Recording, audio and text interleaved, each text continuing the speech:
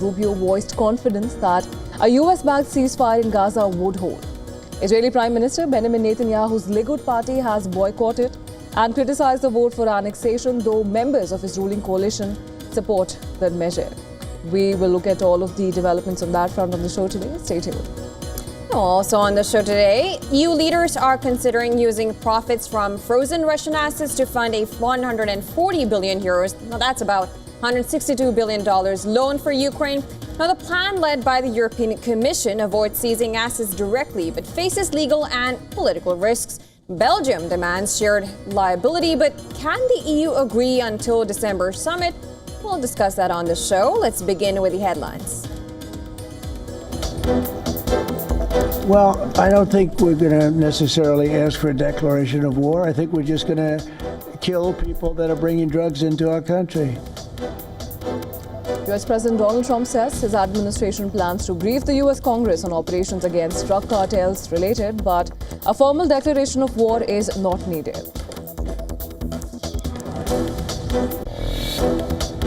No, it's not accurate. No, it's false. But we're not happy with Venezuela for a lot of reasons, drugs being one of them. President Trump says the report of U.S. sending B-1 bombers near Venezuela is false.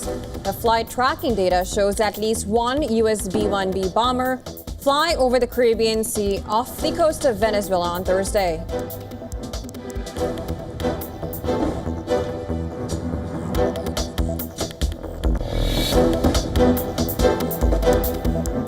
US President Donald Trump has dismissed an effort by some Israeli lawmakers to annex the West Bank, saying Israel is not going to do anything with the West Bank. A bill applying Israeli law to the West Bank has won the preliminary approval from Israeli lawmakers.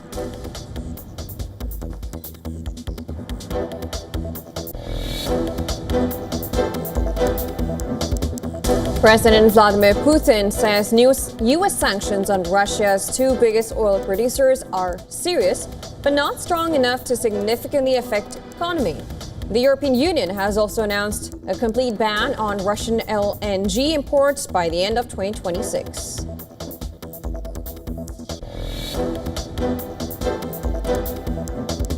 White House's entire East Wing has been torn down to make way for President Trump's giant new ballroom. Wrecking work was completed at the White House, released a list of donors to the $300 million ballroom, including Apple, Google, and Meta.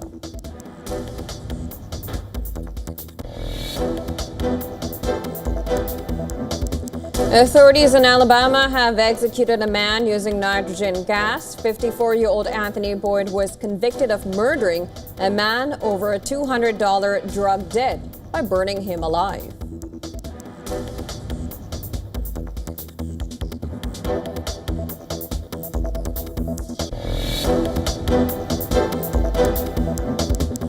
Dozens fear dead after a bus catches fire after an accident in Kurnool district in Andhra Pradesh.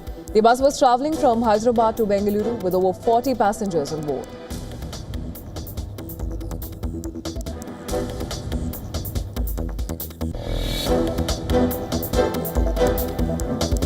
Delhi's air quality is at its level in some parts, while most of the city witnesses very poor air quality. Chief Minister Rekha Gupta says the city is prepared to receive its first ever artificial rain through cloud seeding in efforts to combat pollution in the national capital.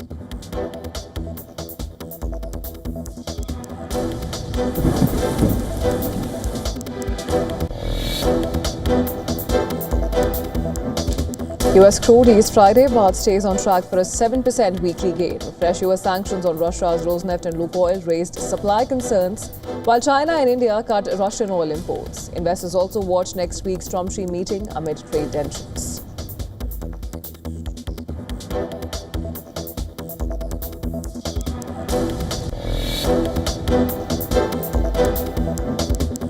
India has secured the final spot in the World Cup semi-finals. The co-hosts eliminated New Zealand and Sri Lanka with a 53-run victory via DLS method over the White Ferns in Navi Mumbai.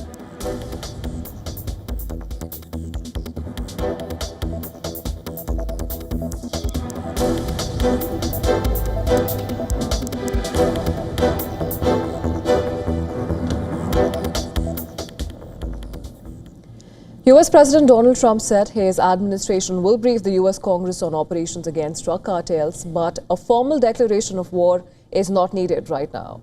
The U.S. president also denied a report that he sent B-1 bombers near Venezuela to increase military pressure. The Wall Street Journal had reported earlier that the U.S. flew Air Force B-1 bombers near Venezuela. Data from tracking website Flight Radar 24 also showed at least one B-1B bomber fly over the Caribbean Sea off the coast of Venezuela on Thursday. When asked about it, Trump said that the report was false. No, it's not accurate. No, it's false. But we're not happy with Venezuela for a lot of reasons, drugs being one of them. Well, Trump also said that his administration plans to brief the U.S. Congress on operations against drug cartels, but asked why not just ask for a declaration of war. Trump said it was not needed. Well, I don't think we're going to necessarily ask for a declaration of war. I think we're just going to kill people that are bringing drugs into our country. Okay? We're going to kill them. You know, they're going to be like dead. Okay? The U.S. Coast Guard released video that it says was taken from a drone tracking a suspected smuggling vessel in the eastern Pacific Ocean. It is unclear when this footage was taken, but the Pentagon says the operation led to a successful interdiction. Our Defense Secretary Pete Hegseth said that the U.S. military on Wednesday launched its 9th strike against an alleged drug-carrying vessel, killing 3 people in the eastern Pacific Ocean. And this brings the death toll to at least 37 from attacks that began last month. The Trump administration has justified the strikes by asserting that the United States is engaged in a quote-unquote armed conflict with drug cartels and proclaiming the criminal organizations unlawful combatants. It is the same legal authority used by President George W. Bush administration for the war on terrorism. It's just the media is used to hearing that when it pertains to Afghanistan and Iraq and ISIS and Al-Qaeda. But if you reframe how you understand the world in our own hemisphere, that's exactly what these foreign terrorist organizations are. And so we will track them, we will map them, we will network them, and we will hunt them and kill them because they're trying to and they are killing and poisoning the American people. As tensions mount between Washington and Caracas, Venezuelan President Nicolas Maduro launched an emphatic plea for peace. In a mix of Spanish and English, Maduro declared no war, yes peace forever. No a la guerra. No a la guerra. Not war. Not war. Not war.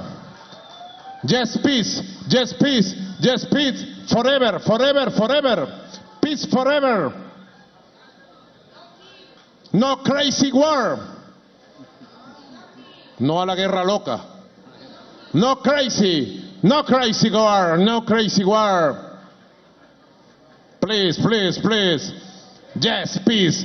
Peace forever! Peace forever! Victory forever! Defeats!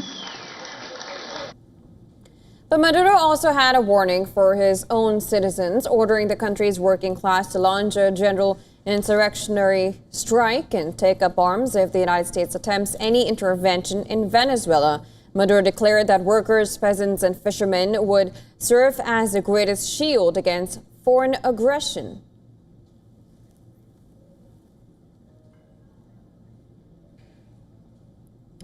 Next story, U.S. President Donald Trump has dismissed efforts by Israeli lawmakers to annex the West Bank.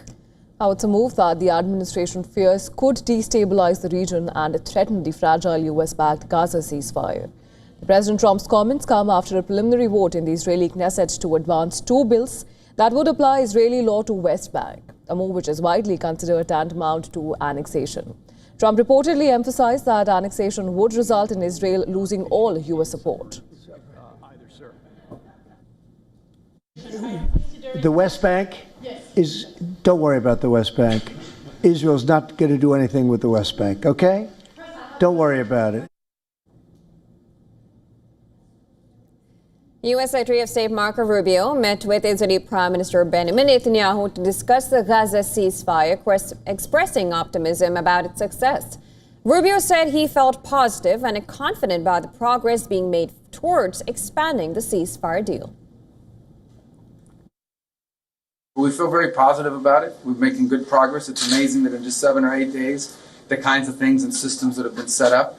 No one's under any illusions. We've already done the impossible once, and we intend to keep doing that. If we can, we have good partners that we're working on. We feel confident and positive about the progress that's being made. We're clear-eyed about the challenges, too. Meanwhile, rival Palestinian factions Hamas and Fatah held talks in Cairo to discuss the second crucial phase of the US-backed Gaza ceasefire plan. Now, according to reports, they agreed to continue meetings and work together to strengthen the Palestinian internal front against challenges posed by the Israeli government. Now, following the International Court of Justice's ruling that Israel must allow more aid into Gaza, U.S. Ambassador to the UN Mike Waltz dismissed the advisory opinion as nakedly political. Waltz told the Security Council that the court unfairly criticized Israel while failing to hold UNRWA accountable for its complicity with Hamas's terrorism. Over these executions we've seen in recent days. What we need is not a pause in the violence and injustice. We will not shy away from our obligations and from our commitments. We owe to our people to fulfill them, leading. The Israeli High Court of Justice has ruled that Israeli Settlement Regions Council lacks authority in the West Bank and cannot enforce municipal bylaws on Palestinian residents. The decision came after a 2024 petition by 4 Palestinian herders who challenged the Jordan Valley Regional Council's practice of seizing stray livestock and imposing hefty fines. Civil rights activists had argued that this practice amounted to a form of de facto annexation, as it applied Israeli civilians' law to the local Palestinian population. Now, the Israel Defense Forces and Shin Bet announced that Hamas terrorists involved in the October 7, 2023 attack, including the abduction of Noah Agamani or Ethan Moore, were killed in Gaza Strip strikes earlier this year. The announcement came less than 2 weeks after Moore were released from Hamas captivity as part of ceasefire deal. Agamani was reportedly rescued from Gaza in a special operation in June 2024. Well, India has meanwhile welcomed the Gaza peace agreement, lauding the roles played by the US, Egypt and Qatar in forging it. Speaking at the UN Security Council open debate on the situation in West Asia, India's permanent representative to the UN emphasized India's commitment to lasting peace in the region. India remains firm in its view that dialogue, diplomacy and a two-state solution are the means to achieve peace. India remains firm in the view that dialogue and diplomacy and the two-state solution are the means to achieve peace. The landmark initiative of the US has generated diplomatic momentum towards peace, and all parties must adhere to their obligations in this regard. We also remain firmly opposed to any unilateral moves by parties concerned. Well, for more on this, our correspondent Susan Terani sent us this report from New York. Listen in. At the United Nations Security Council's high-stakes debate on the Middle East, member states met against a tense backdrop: a fragile ceasefire, renewed violence in the West Bank, and shifting regional alliances.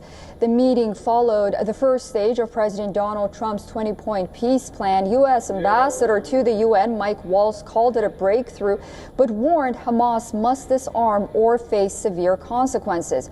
UN envoy Ramiz Alakbarov called the deal historic but also fragile, urging full compliance and expanded humanitarian aid, notably to Gaza. Meanwhile, concerns mount over Israel's move to formally annex parts of the West Bank. A symbolic legislation advanced this week at the Israeli parliament, a move some critics say could threaten the two-state solution outcome. Meanwhile, U.S. Secretary of State Marco Rubio's trip to Israel, well, that just underscores Washington's efforts to keep momentum on the peace plan's next phases, one that could define Gaza's post-war future. Susan Tehrani reporting from New York for WION World is One. All right, and moving on, Russian President Vladimir Putin has hit out at the latest sanctions imposed by the United States. Now, speaking to reporters in Moscow, Putin called Washington's move an unfriendly act that could backfire by spiking global oil prices. For Russia, he acknowledged that the sanctions would have certain consequences, but maintained that they would not significantly impact the country's economy.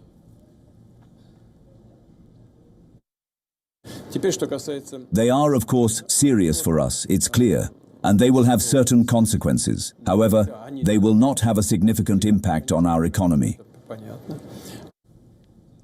US President Donald Trump reacted to his Russian counterpart's dismissal of sanctions that hit Moscow's two largest oil companies. In talking to reporters at the White House, Trump suggested that Putin will soon feel the economic pain. Reporters say that Chinese state oil majors have suspended purchases of seaborne Russian oil after Rosneft and Lukoil were hit with sanctions. The new U.S. as well as European sanctions are part of a broadened effort to choke off the revenue and supplies that fuel Moscow's fighting in Ukraine, compelling Putin to negotiate an end to the war. Now, on Thursday, Ukrainian President Volodymyr Zelensky met with EU leaders in Brussels. Reports say that the EU leaders have tasked the European Commission to move ahead with proposals to fund Ukraine for the war for the next 2 years, with loans funded by frozen Russian assets. Now, the broadly worded summit conclusions, which pushed a formal decision to December, were adopted after marathon talks aimed at addressing the objections of Belgium, where the bulk of the Russian central bank funds are held. Addressing the summit, Zelensky said that Ukraine should be able to use Russia's frozen assets to purchase European and US weapons as well as for domestic weapon production. He apprised the US leaders with what he called Kiev's newest domestically produced long-range capabilities. He also claimed that it can reach up to 3,000 kilometers without specifying if he meant long-range missiles. We are using long-range Ukrainian-made capabilities, with ranges starting from 150 kilometers to 3,000 kilometers, and these are the state's newest capabilities. Now, there is deep division in Europe over military aid to Kiev and the West's approach to resolving the ongoing war, as is evident from Hungary's Prime Minister Viktor Orban's latest comments. He has called out the so-called coalition of the willing for sending weapons, money, and personnel while accusing them of prolonging the conflict. Meanwhile, airspace violation allegations against Russia continue. NATO member Lithuania and 2 Russian military aircraft entered its airspace on Thursday. The Lithuanian military said 2 aircraft, an Su-30 fighter and Il-78 refueling tanker, were possibly on a refueling training mission when they flew 700 meters into Lithuania. The Lithuanian president condemned the incident, calling it a violation of international law as well as of Lithuania's sovereignty, and has urged action, while Russia has denied the incident.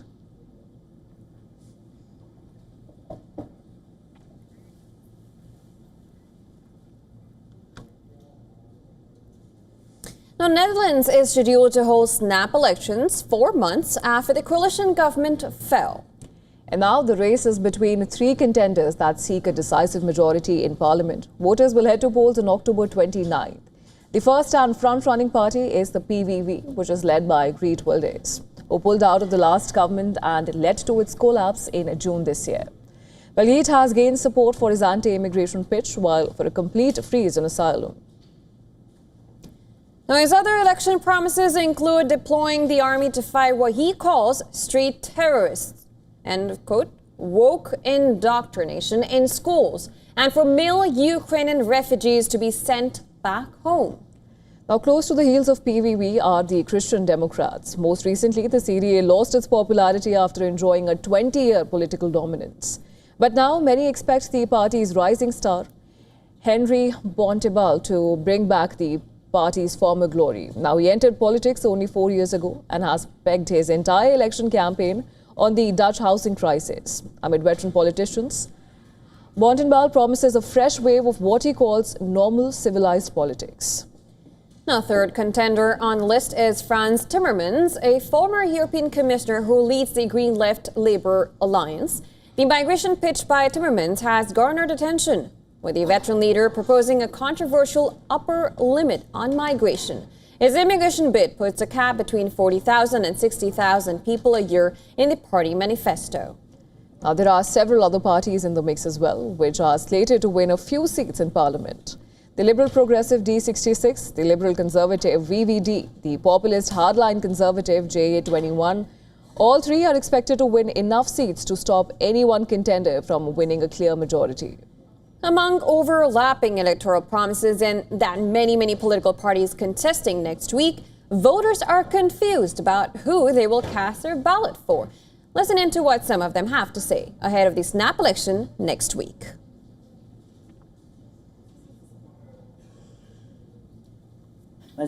There are so many political parties that you don't know which to choose. Yes, really. I have a sheet with such a list. Well, isn't that difficult? One party steals ideas from the other. You can't possibly get away with that, can you?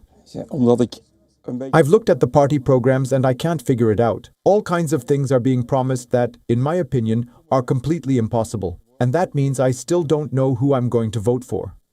En dat maakt dat ik nog niet weet waar ik op ga stemmen.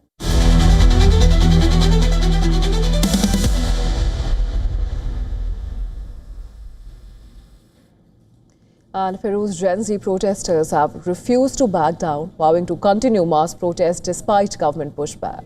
Now, they demand sweeping legislative reforms to tackle corruption and crime. Speaking at a press conference, spokesperson for the protesters, Jorge Calmet, emphasized that the right to protest is constitutionally guaranteed and cannot be revoked by authorities.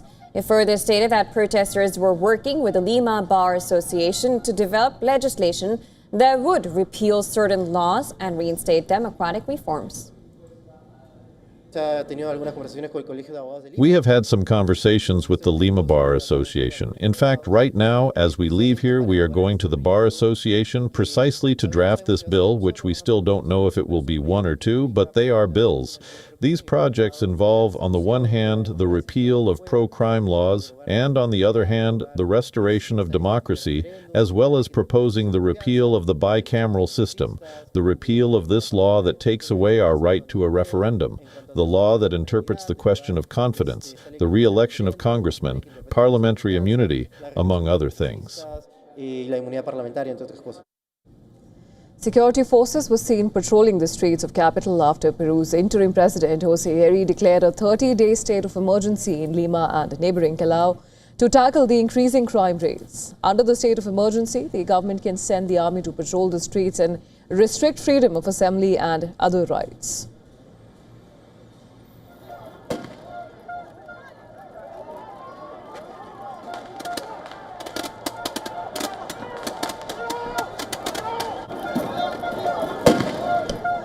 Now, Peru has been rocked with Gen Z protests against government over alleged corruption and rising crime, which led to the ouster of former President Dina Boluarte.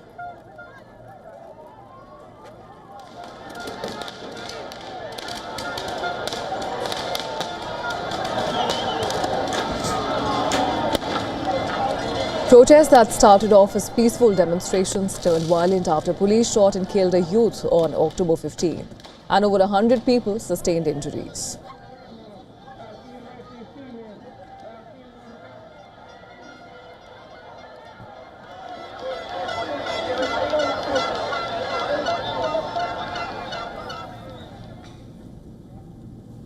And well, it's now time for a very short break on World in it. Don't go anywhere. On the other side, the son of the ousted Bangladesh PM Sheikh Hasina has urged the interim government to lift the ban on her party, warning suggesting its exclusion could render the polls illegitimate.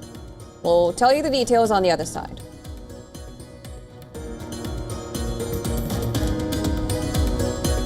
Also on the other side, Pakistan's Shehbaz Sharif government has banned the Tehreek-e-Labbaik Pakistan or TLP under anti-terrorism laws. We're going to get you all the details on the other side. Stay tuned. You're watching Beyond World is One.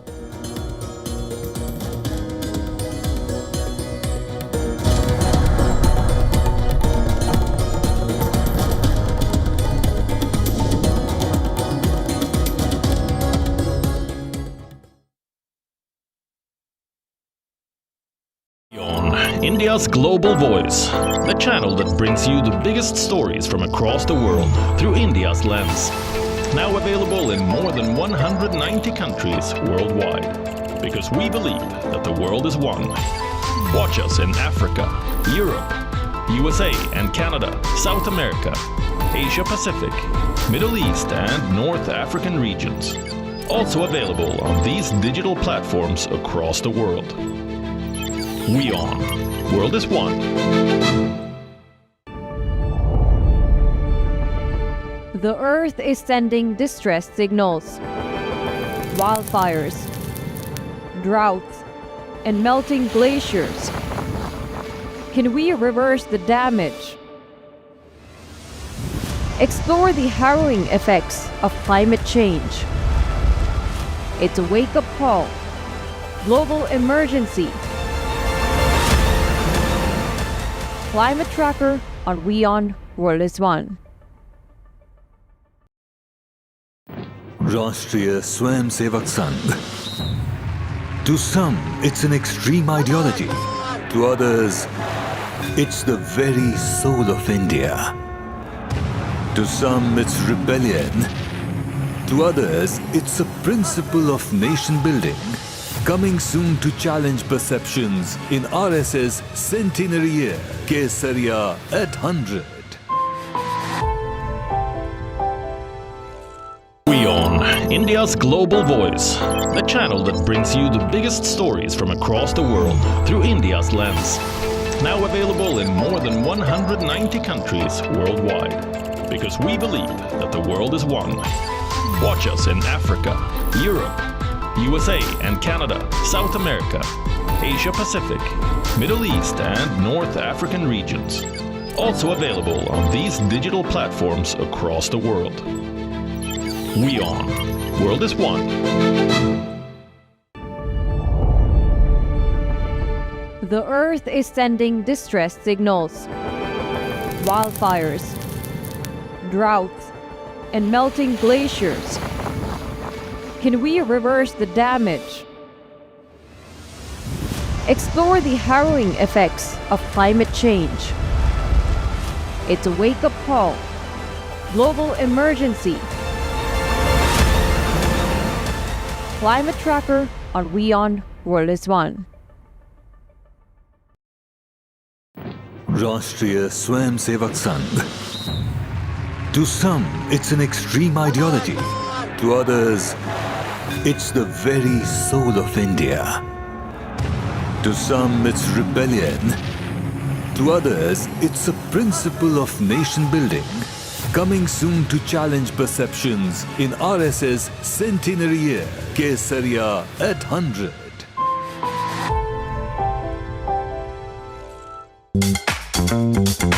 As Indian cinephiles cheer for Chandra in Malayalam film Loka Chapter 1, we take a look at cinema's most iconic female superheroes.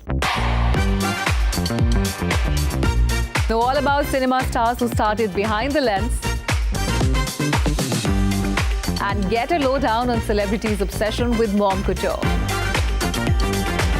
All this and much more with me, Diksha Bisla, on WION at these times. WION Health Resort is unique, the only one of its kind. Experience the 4 paths of natural wellness: yoga, Ayurveda, acupuncture, and naturopathy. Each uniquely customized program improves the whole person to make every person whole. Come to WION Health Resort. Make your reservation at yowon.com. WION, India's global voice. The channel that brings you the biggest stories from across the world through India's lens. Now available in more than 190 countries worldwide. Because we believe that the world is one. Watch us in Africa, Europe, USA and Canada, South America, Asia Pacific, Middle East and North African regions. Also available on these digital platforms across the world. WION, World is One.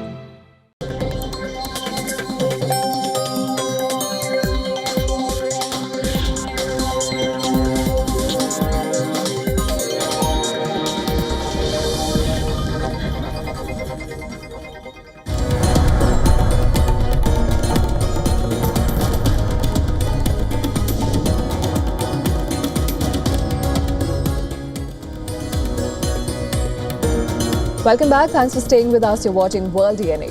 We have lots lined up for you on this side of the show as well. But first, a quick check on the headlines. Well, I don't think we're going to necessarily ask for a declaration of war. I think we're just going to kill people that are bringing drugs into our country. U.S. President Donald Trump says his administration plans to brief the U.S. Congress on operations against drug cartels related, but a formal declaration of war is not needed.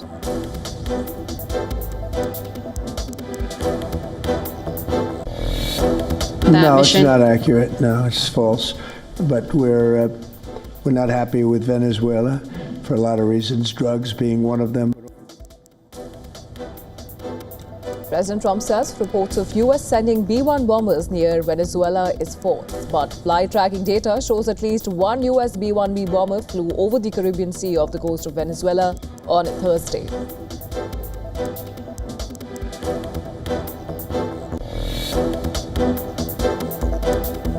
U.S. President Donald Trump has dismissed an effort by some Israeli lawmakers to annex the West Bank, saying Israel is not going to do anything with the West Bank. A bill applying Israeli law to the West Bank has won preliminary approval from the Israeli lawmakers.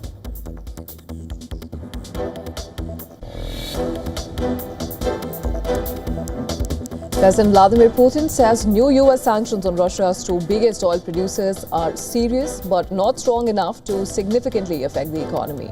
The European Union has also announced a complete ban on Russian LNG imports by the end of 2026.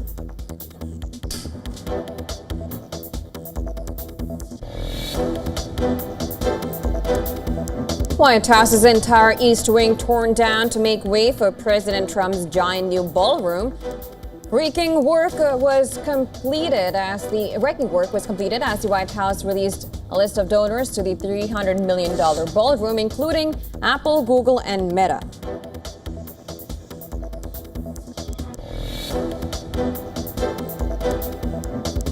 Authorities in Alabama have executed a man using nitrogen gas. 54-year-old Anthony Boyd was convicted of murdering a man over a $200 drug debt by burying him alive.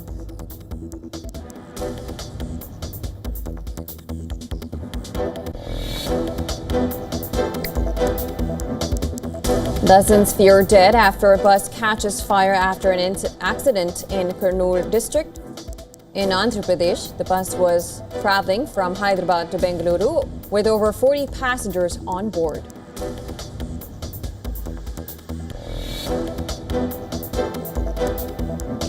Delhi's air quality in hazardous level in some parts, while most of the city witnesses very poor air quality. Chief Minister Rekha Gupta says the city is prepared to receive its first ever artificial rain through cloud seeding in efforts to combat pollution in the national capital.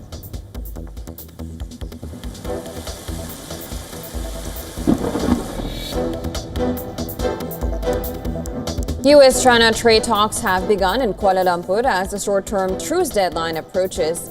China's He Lifeng and U.S. officials Besant and Greer are in talks to ease the escalation in trade tensions in recent weeks.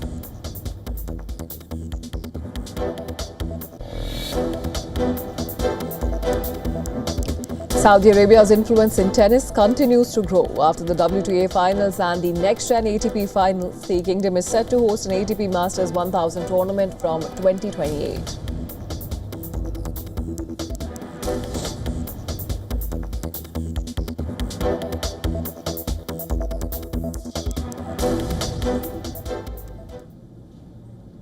Now, Pakistan's Shehbaz Sharif government has banned the Tehreek-e-Labbaik Pakistan or TLP under anti-terrorism laws. The decision announced after a cabinet meeting chaired by Prime Minister Shehbaz Sharif marks the second time that authorities have outlawed the group, which has led some of the country's most violent protests in recent years. The decision to ban the far-right Islamist party comes in the wake of deadly clashes during anti-Israel protests in Muridke earlier this month. The death toll in the massacre remains censored, with multiple reports and accounts indicating a brutal crackdown by Pakistani security forces.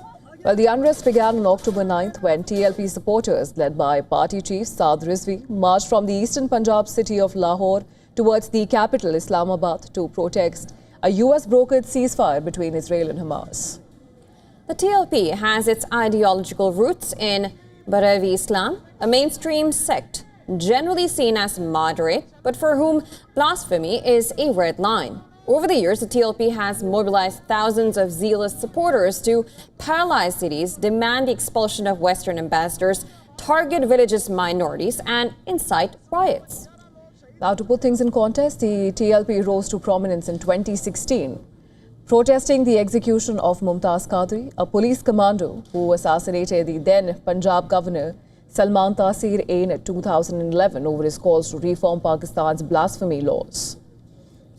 Now, TLP founder Khadim Hussain Rizvi voiced support for the commando and launched the TLP to champion such causes. It gained prominence with protests against Punjab and Pakistan governments.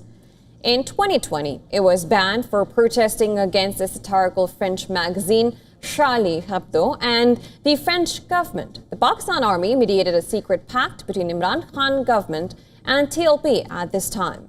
This chapter was seen as the start of a brewing comradeship between the army and the TLP, which was, of course, seemed to have lasted till the current anti-Israel protests.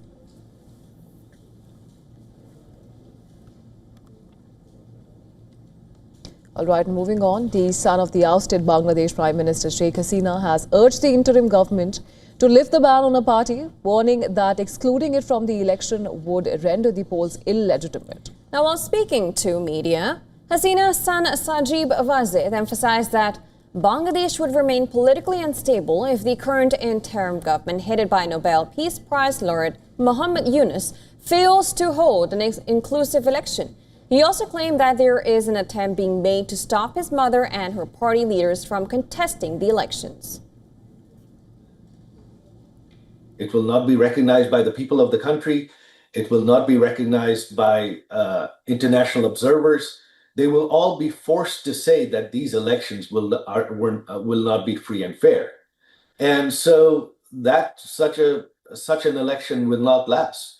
There will be unrest in the country.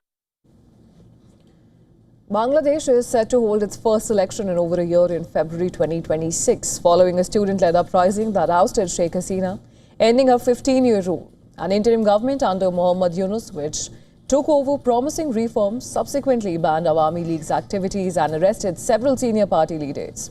Hasina and all her immediate family members, including Wazir and his sister, face charges ranging from crimes against humanity to corruption.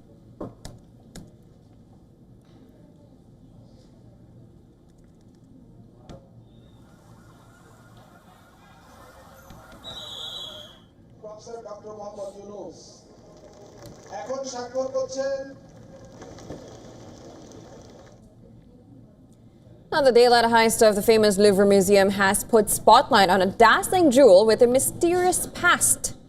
The Regent diamond, a gem which is so legendary that even thieves at the Louvre reportedly failed to steal it. Now, the precious jewel, which was placed alongside other priceless Napoleonic-era treasures, is worth over $60 million. But the story of the Regent diamond begins far from Paris, deep in the coal mines of 17th century India, during Aurangzeb's siege of Golconda.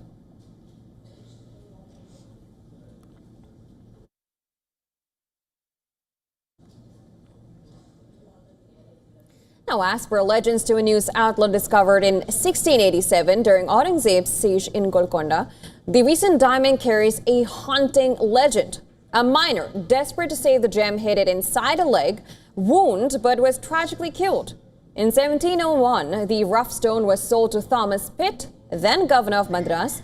Pitt secretly shipped it to England, where it was expertly cut and became known as the Pitt diamond. By 1717, Pitt sold the diamond to Philippe II, the regent of France, marking its royal journey. The diamond helped fund wars and was famously set into Napoleon Bonaparte's sword in 1801. After Napoleon's exile, it was mounted into a diadem for Empress Eugenie in 1814. Since 1887, the Regent diamond has been on display at the Louvre Museum. But the Regent is just one chapter in the story of India's priceless jewels scattered across the world, from the Kohinoor, now set in the British crown jewels, to Tipu Sultan's ring, Shah Jahan's exquisite cup, Maharaja Ranjit Singh's bejeweled horses, and the ancient Amravati marbles. Each piece tells a tale of India's lost grandeur and enduring legacy.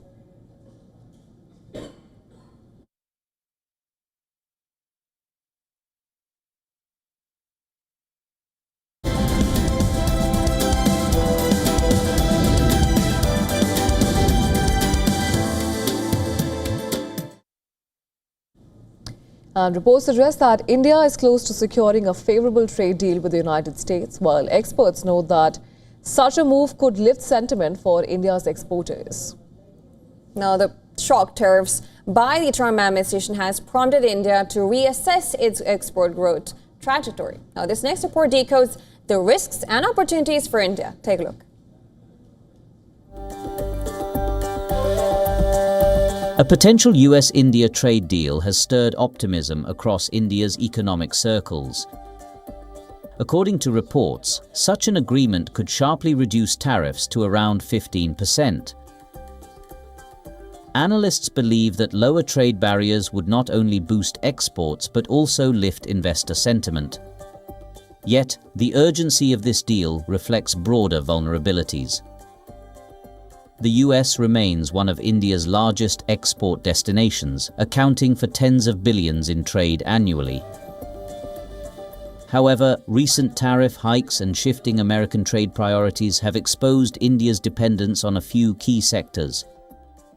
Experts have noted that products in some sectors like steel, chemicals and electronics could struggle to find alternate markets. Following additional tariffs on India, exporters are actively diversifying markets, with the Indian government committing to fully support them. The government is exploring new destinations in Europe, Africa and Southeast Asia to reduce exposure to US demand swings. This diversification isn't about turning away from the US, but about securing India's export trajectory. While an India-US trade deal would reinforce India's global competitiveness, diversification ensures that no single policy shock derails its export revolution. Bureau Report, WION World is One.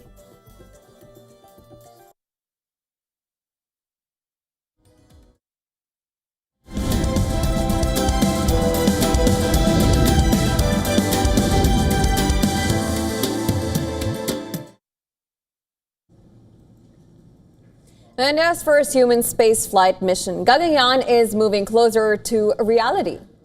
ISRO Chairman V. Narayanan has said that 90% of the development work is now complete, marking a major milestone in the country's ambition to send Indians into space in a homegrown mission.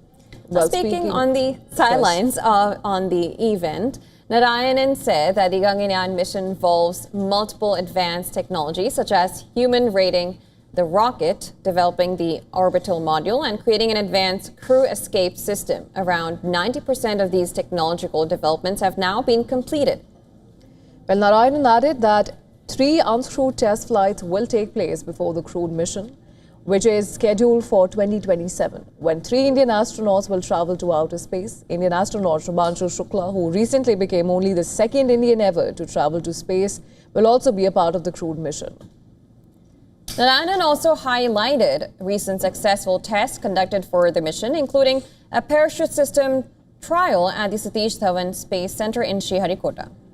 Earlier in August, ISRO successfully conducted the first integrated airdrop test for the Gaganyaan program. The test validated the performance of the parachute-based deceleration system, a key safety feature which is designed to bring the crew module back to Earth safely after re-entry. The success marked an important step towards India's first human space mission.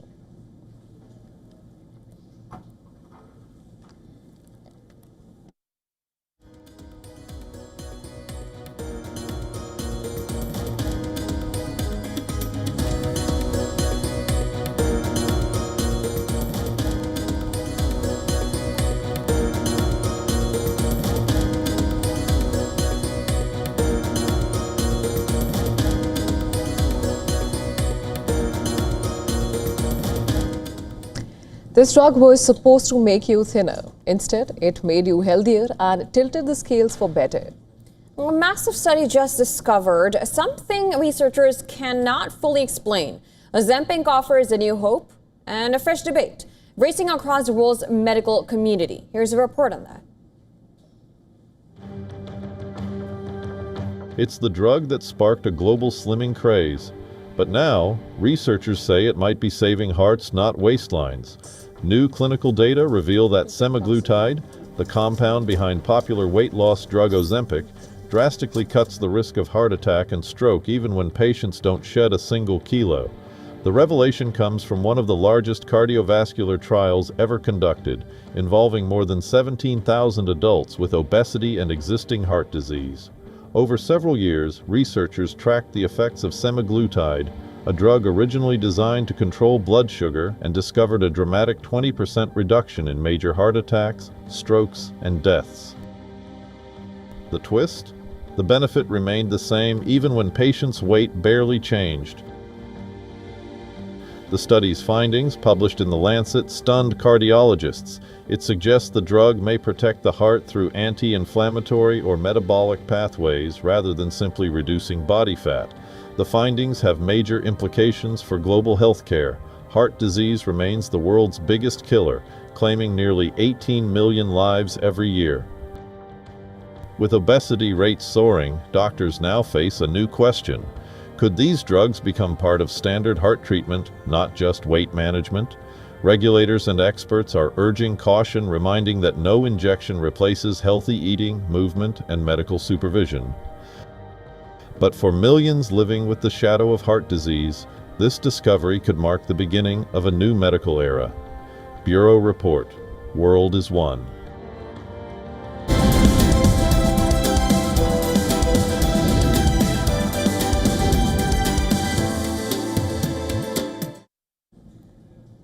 The FBI has uncovered a huge illegal gambling operation in connection with the NBA. Well, Hall of Fame Chauncey Billups and active NBA player Terry Rozier are among several who have been arrested in the case. Well, Billups and Rozier are the most high-profile names in over 30 arrests that have been made by the FBI. Billups is the current head coach of the Portland Trail Blazers, while Rozier is an active member in the NBA for the Miami Heat. Now, there are two separate illegal gambling schemes that were busted by the FBI. The first involves bets placed on NBA games, the other involving underground poker games. Federal prosecutors say the two schemes were organized in part by New York crime families and involved hundreds of millions of dollars in illegal wagers. The fraud is mind-boggling. It's not hundreds of dollars. It's not thousands of dollars. It's not tens of thousands of dollars. It's not even millions of dollars. We're talking about tens of millions of dollars in fraud and theft and robbery across a multi-year investigation. Well, Rozier was one of several NBA insiders who provided confidential information to their criminal partners, who used that to lure people and get them to place multiple bets based on those tips. Now, those details were made public by the FBI on Thursday. One example occurred on March 23, 2023, in Charlotte. Terry Rozier, an NBA player now with the Miami Heat, but at the time playing for the Hornets, allegedly let others close to him know that he planned to leave the game early with a supposed injury. Using that information, members of the group placed more than $200,000 in wagers on his under statistics. Rozier exited the game after just 9 minutes, and those bets paid out. Now, 2004 NBA Finals MVP Billups was charged in another indictment, which is rigging poker games to defraud unknowing players who were lured with the promise of playing against celebrities. The cheating methods included an X-ray poker table designed to reveal the victim's hidden cards. But my message to the defendants who've been rounded up today is this.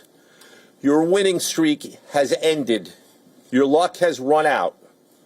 Violating the law is a losing proposition, and you can bet on that. And to give us more details, our correspondent Susan Tehrani has sent us this report from New York. Take a look. The FBI has charged dozens of people, including NBA stars Chauncey Billups, Terry Rozier, and a former player, Damon Jones, in two sweeping illegal gambling cases. Federal prosecutors say one scheme involved players using insider information and even altering their performance to manipulate bets, while another exposed a network of rigged high-stakes poker games tied to organized crime families. Authorities say cheaters used X-ray poker tables and contact lenses to read opponents' cards and defraud victims of tens of millions of dollars over several years. The NBA has placed Billups and Rozier on immediate leave as the investigation unfolds. Next, federal indictments are expected to widen as the FBI reviews betting records and potential links to offshore gambling operations. Susan Tehrani reporting from New York for WION World is One.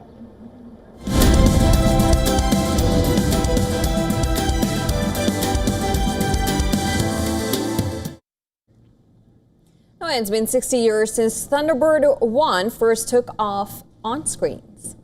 And to mark the milestone, London's Museum of Brands has put together a collection of Gerry Anderson's memorabilia. Well, over 500 items have been assembled to celebrate the legacy of the legendary television producer, Gerry Anderson. His shows might have aired in different decades across different continents, but they created a shared language of nostalgia for fans. The exhibition showcases how the iconic characters from his shows became merchandising phenomena, from the futuristic international rescue team to the spacefaring inhabitants of Moonbase Alpha. One of Anderson's most beloved creations is Lady Penelope, the aristocratic secret agent with a pink Rolls-Royce. Along with 6 decades of Thunderbirds, the exhibition also celebrates 50 years of Space 1999 to cover the entire world of Anderson. Items like the Eagle Transporter, blue rescue uniforms, and talking alarm clocks are among the highlights of this exhibition. Every toy, book, and model on the exhibit tells a story of childhood wonder. It is the first time there has been a collection of this size anywhere in the world at any point since the shows were conceived, I think. There's 500 plus items. It's a crazy number. And it's such an incredible demonstration of the longevity of the shows and what they mean to people. Now, for those unaware, the original puppets came embedded with electronic circuits that enabled lip-sync technology. While the board games were widely available, some treasures in the exhibit, including Fireball XL5, have survived against the odds. The exhibition also includes items from Anderson's personal archive, curated by his son Jamie. At a time when CGI and artificial intelligence are taking over the world of filmmaking, these handcrafted items are also a reminder that great storytelling stems from great imagination. The exhibition runs until February 28, 2026.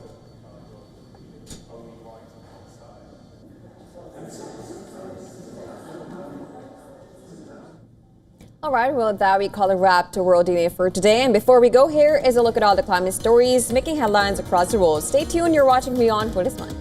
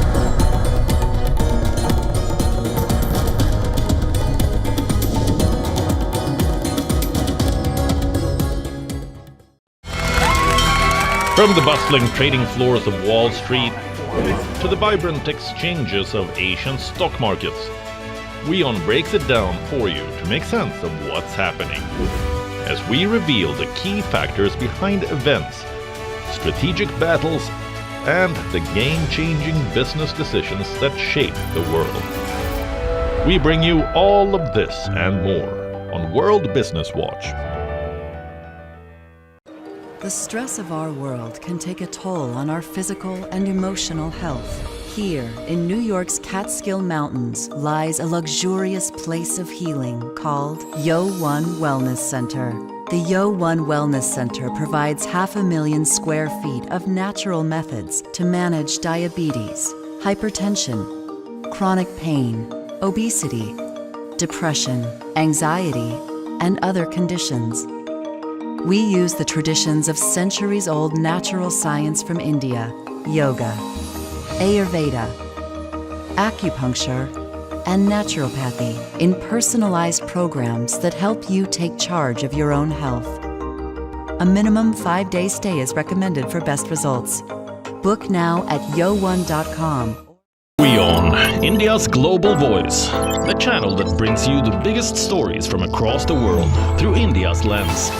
Now available in more than 190 countries worldwide, because we believe that the world is one. Watch us in Africa, Europe, USA and Canada, South America, Asia Pacific, Middle East and North African regions. Also available on these digital platforms across the world. WION, World is One. The Earth is sending distress signals. Wildfires, droughts, and melting glaciers. Can we reverse the damage? Explore the harrowing effects of climate change. It's a wake-up call. Global emergency. Climate Tracker on WION World is One. Rashtriya Swayamsevak Sangh. To some, it's an extreme ideology. To others, it's the very soul of India. To some, it's rebellion. To others, it's a principle of nation building. Coming soon to challenge perceptions in RSS centenary year, Kesariya at 100.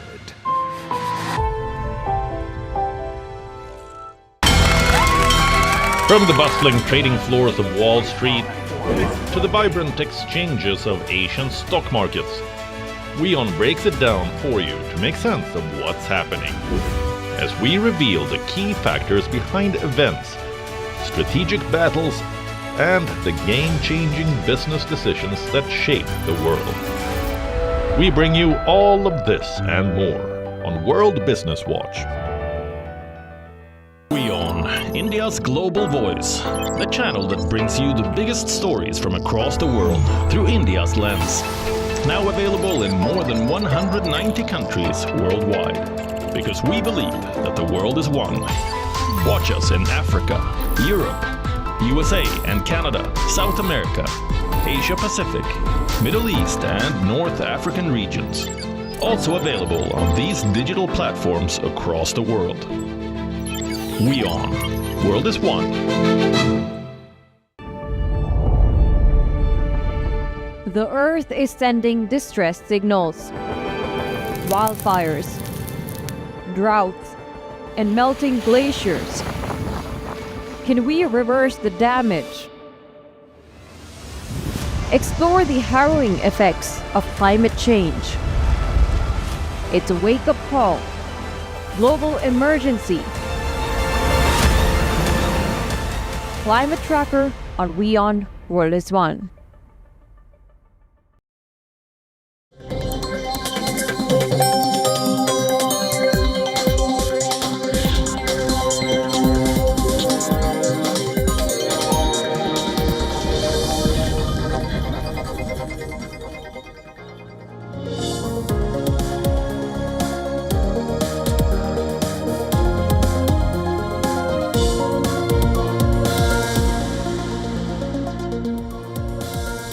Welcome back to WION World is One. You're watching Speed News. I'm Vidur Kathuria. Let's get started.